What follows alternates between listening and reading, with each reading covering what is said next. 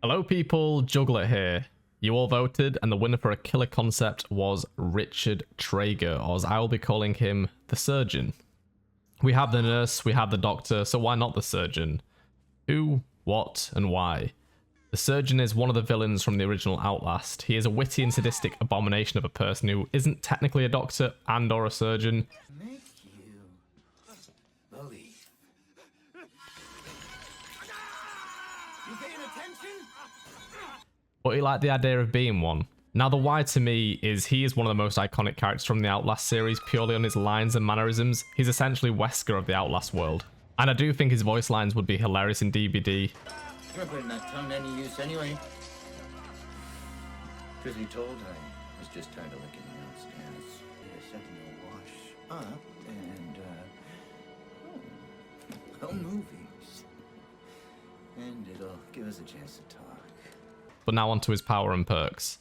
The surgeon would be a killer with a 32 meter terror radius, which would increase to 50 meters whilst in chase.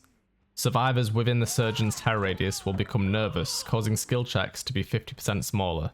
Here's an example. Nothing too major, but this isn't really his power. Injuring a survivor will cause them to suffer from Trager's touch.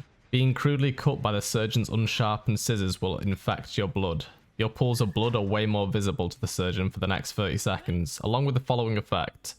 Any vault locations you vault will become clotted and blocked by blood for the duration of Trager's touch. The surgeon can still vault these locations.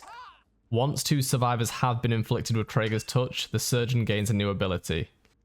Pressing the second reaction button causes the surgeon to wield his shears with both hands and crouch, removing his terror radius for 8 seconds. He moves at 95% movement speed in this mode. After 2 seconds, press the attack button to crouch sprint in the direction you are facing at 150% movement speed for 2 seconds. Any survivors caught in his shears will be put into the dying state.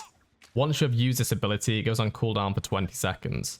With this ability, once you have unlocked it, you will have it for the remainder of the trial. When you use this ability, you'll be locked into the direction you are facing once you press the attack button. Upon landing, you are stunned for 1.5 seconds. You only have a small window to use this ability, 6 seconds to be exact.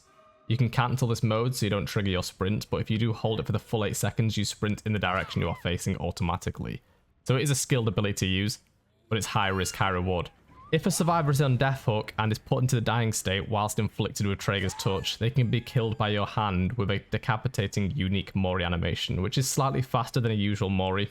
An average game could go something like this. Chase down a survivor, hit them to inflict Trager's touch, causing them to vault areas which will block those locations for 30 seconds, or until Trager's touch has worn off. Move on to the second survivor, injuring them and gaining your secondary ability, Sheer Dash.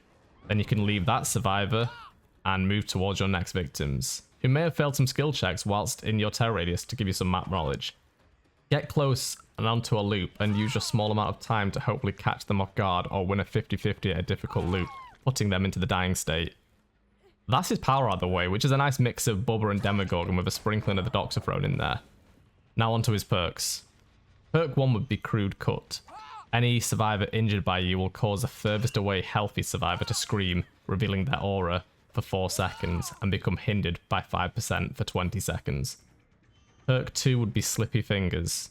Each time a survivor is rescued from a hook, when you are at least 32 meters away, Slippy Fingers activates. The rescuer becomes oblivious and suffers from the hindered status effect for up to 40 seconds.